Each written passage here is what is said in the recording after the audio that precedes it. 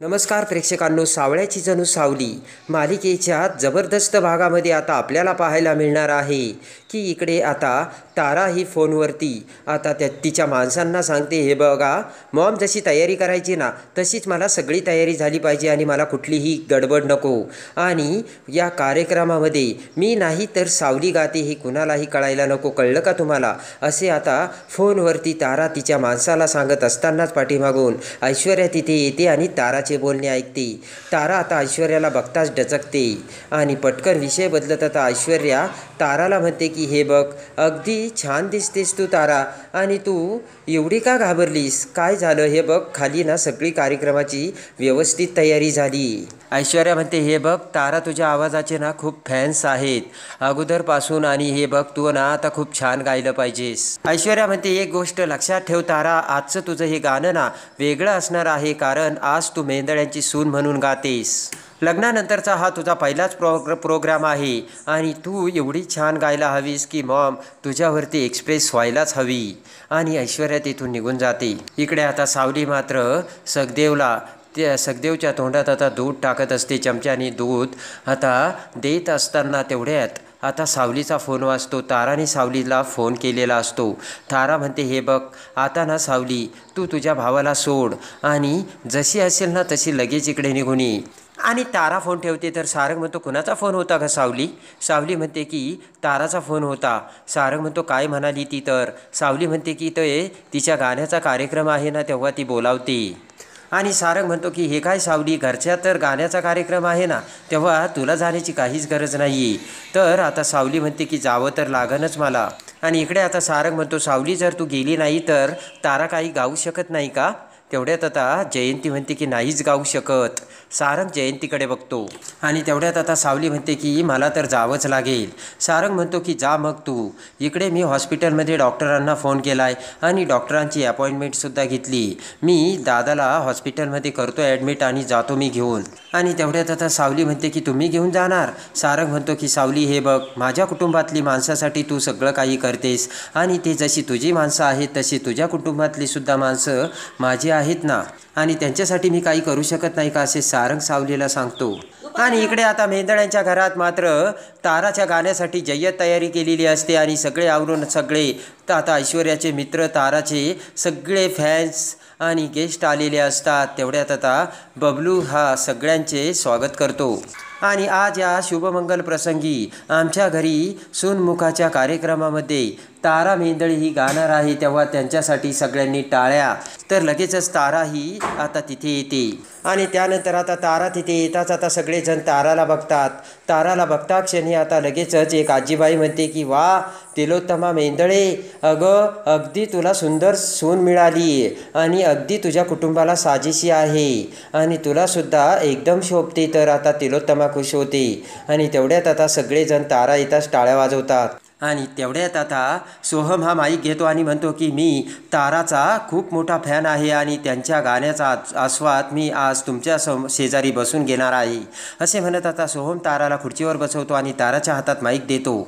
आणि आता सोहम आणि बबलू दोघेही बसत आता ताराने माईक घेतलेला असतो. तर हसतच आता सोहम बबलू तारा तारा असा नारा करतात. आणि आता सगळेजण तारा गाणं कधी गाते याची आतुरतेने वाट बघत असतात. तारा आता डोळे झाकते आणि विचार करते की देवा, ही सावली कुठे राहिली काय माहिती, आणि कधी येते, आणि आता मी कधी गाणं सुरू करू? तर इकडे सोहम म्हणतो की तारा, कर गाण्याला आता सुरुवात. सगळेजण आता उत्कंठेने ताराचे गाणे ऐकण्यासाठी आतुर झालेले असतात आणि ताराकडे बघू लागतात. आणि तेवढ्यात आता सोहम म्हणतो, काय झालं तारा, पाणी हवंय का? तर तारा नको म्हणते. आणि तेवढ्यात आता सावली ही आउट हाऊसच्या मेंदळ्यांच्या घरासमोर आलेली असते. आणि लगेच आता सावली ही मेंदळ्यांच्या दरवाजासमोर येऊन आतमध्ये डोकते. तर तारासमोर खुर्चीवर बसल्याची सावली बघते.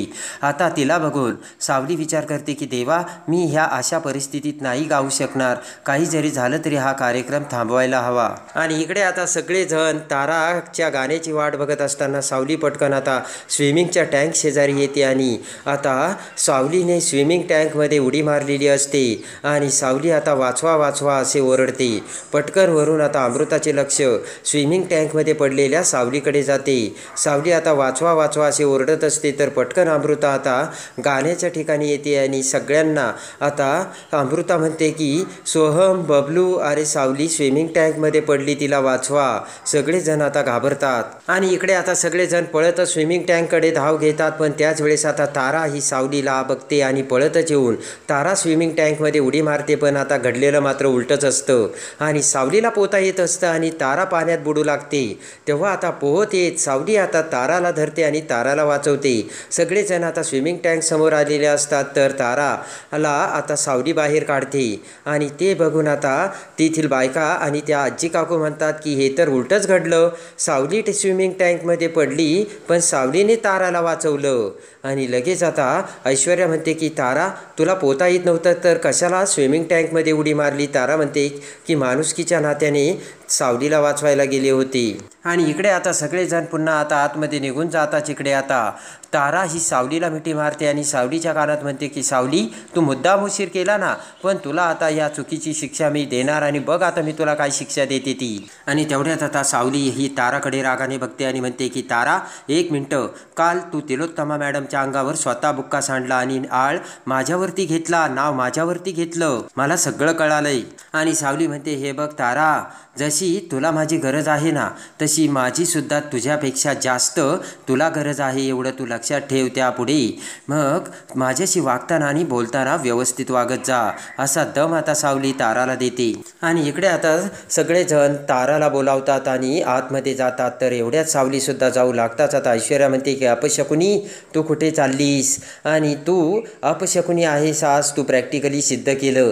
जिथे काही आनंद चाललेला असताना त्यामध्ये तू अपशकुन करतेस आणि आज हे सिद्ध झालंय, असे आता ऐश्वर्या सावलीला बोलते. आणि ऐश्वर्या म्हणते कधीतरी या घरात कधी तुझ्याशिवाय चांगलं घडू शकेल का? आणि लगेच आता चांगलं काय हे मला माहीत नाही, पण आजपर्यंत मी कुणाचंच कधी वाईट चिंतलं नाही, असे सावली ऐश्वर्याला बोलते. आणि त्यानंतर दुसऱ्या दिवशी इकडे आता सावली ही भाजी निवडत असताना सावलीला सखदेवची आठवण येते. सावलीच्या डोळ्यासमोर सखदेव आता त्या अवस्थेत असल्याचे सावलीला दिसते. आणि तेवढ्याच सावली आता जयंतीला फोन लावते आणि विचारते की वहिनी, आता दादाची तब्येत कशी आहे? जयंती म्हणते की त्यांना काय झालं? अगं तुझ्या नवऱ्याने सारंग मेंदळ्यांनी त्यांना आता ॲडमिट केलं आहे, तेव्हा ते बरे होणार म्हणजे होणारच. आणि जयंती म्हणते की अगं काय सांगू, त्यांची ठेप ना एवढी मोठी आहे, त्यांना AC रूममध्ये ठेवलं आहे आणि समोर एवढ्या मोठमोठ्याल्या फुलदाण्या आहेत. आणि इकडे जयंती म्हणते की कसलं भारी हॉस्पिटल आहे बाई, आणि ही सगळी तुझ्या नवऱ्याची कृपा बरं का, असे जयंती सावलीला बोलते. आणि इकडे आता सावली म्हणते बरं मी रात्री भेटायला येते. जयंती म्हणते तू कशाला येतेस? अगं इथे स्पेशल मोठी रूम आहे, त्या पडक्या घरात जाण्यापेक्षा ना मी इथेच राहते ना, आणि कसं आहे एका रूममध्ये एकालाच परवानगी आहे. जयंती म्हणते की सारंग सरांना फक्त म्हणावा वेळच्या वेळी पैसे पाठवत जा, बाकी सगळं मी काही बघून घेते, ठेवते बरं का फोन, असे जयंती बोलते. आणि तेवढ्यात सोहम आता सावलीकडे येतो आणि म्हणतो की सावली वहिनी, तू स्विमिंग टँकमध्ये कशी पडलीस? आणि तारा आणि स्विमिंग पूलचं एवढं अंतर आहे, तर तारा तिथपर्यंत कशी पोहोचली? आणि तेवढ्यात अमृता तिथे येत म्हणते सावली, अगं आत्ताच तू स्विमिंग टँकमध्ये पडलीस आणि आत्ताच लगेच कुठे कामाला लागली? तुला माझं ऐकायचं नाही आहे का? आणि तेवढ्यात आता सोहम आता सावलीकडे बघू लागतो. तर आता सारंग पळतच तिथे येतो आणि म्हणतो की काय झालं सावली, तू स्विमिंग टँकमध्ये पडली म्हणे. तेवढ्या सोहम म्हणतो दादा, अरे तुझ्या महत्त्वाच्या मीटिंग्स होत्या ना? तर सारंग म्हणतो की अरे त्या सगळ्या मीटिंग्स मी कॅन्सल केल्या. सोहम आता अवाक होऊन सारंगकडे बघतो आणि लगेच आता सोहम खुश होतो. तर सारंग म्हणतो सावली चल, आणि लगेच आता सावलीचा हात धरून सारंग आता सावलीला बेडरूममध्ये घेऊन जाऊ लागतो. तर अमृता सोहम खूप खुश होतात. आणि तेवढ्यात इकडे आता तारासुद्धा तिच्या बेडरूममध्ये आता शिंकत असते. आणि तेवढ्यात आता ऐश्वर्या तारासाठी कॉफी घेऊन येते आणि म्हणते की हे घे, तुला बरं वाटेल. पण सोहम कुठे दिसत नाही. तारा म्हणते की बघा ना ऐश्वर्या वहिनी, मी एवढं टँकमध्ये पडली तरीसुद्धा ते तिकडे त्या सावलीची काळजी करून चौकशी करायला गेलेत. आणि इकडे आता ऐश्वर्या म्हणते की यात तुझी काहीच चूक नाही आहे आणि सोहमची देखील नाही आहे. त्या मुलीने सगळ्यांना कसं गोडगोड बोलून आपलंसं करायचं ना, तिला चांगलंच ठाऊक आहे. बघ ना, नवरा तुझा, पण काळजी कुणाची करतोय? तर तिची, त्या मूर्ख मुलीची. ऐश्वर्या म्हणते की सारंगशी गोड गोड बोलून तिने काही जरी झालं तरी सारंगला स्वतःच्या जाळ्यात अडकवलंच. आणि आता ऐश्वर्या म्हणते की आपल्या आईचा कधीही शब्द न मोडणारा सारंग आज त्या मुलीच्या प्रेमात आंधळा झाला आहे आणि आपल्या आईचंसुद्धा ऐकत नाही. बघितलं ना तू. पण मला एक सांग ना तारा, त्या मूर्ख मुलीसाठी तू पूलमध्ये का उडी मारलीस? आता तारा डचकते. काय बोलावी ते काय नाही ताराला कळत नसतं. ऐश्वर्या म्हणते की अगं पण तारा, या सगळ्यांमध्ये तुझ्या गाण्याचा प्रोग्राम राहून गेला ना. खरंच तो सुंदर आहे तारा, पण तुझं गाणं जर आपल्या पाहुण्यांनी ऐकलं असतं ना तर अजून तू खूप पुढे गेली असतीस आणि तुझी खूप सगळ्यांनी प्रशंसा केली असती, कौतुक केलं असतं. आणि लगेच ऐश्वर्या म्हणते की नेक्स्ट टाईम ना आपण तुझा एक इंडिव्हिज्युअल कार्यक्रम ठेवू. तेवढ्यात तारा म्हणते की नको. तारा म्हणते की कसं आहे ना आता मला खूप त्रास होतोय. आणि इकडे आता लगेच ऐश्वर्या तिथून निघून जाते. तर इकडे सारंग सावलीला बेडरूममध्ये आणतो आणि कॉटवर बसवतो. आणि पटकन आता सारंग सावलीच्या कपाळावर हात ठेवतो आणि म्हणतो सावली अगं तुला ताप आला आहे. आणि लगेच आता सारंग म्हणतो की थांब तुझा ताप मी चेक करतो. आणि लगेच आता सारंग आता सावलीचा थर्मोमीटरने ताप चेक करतो.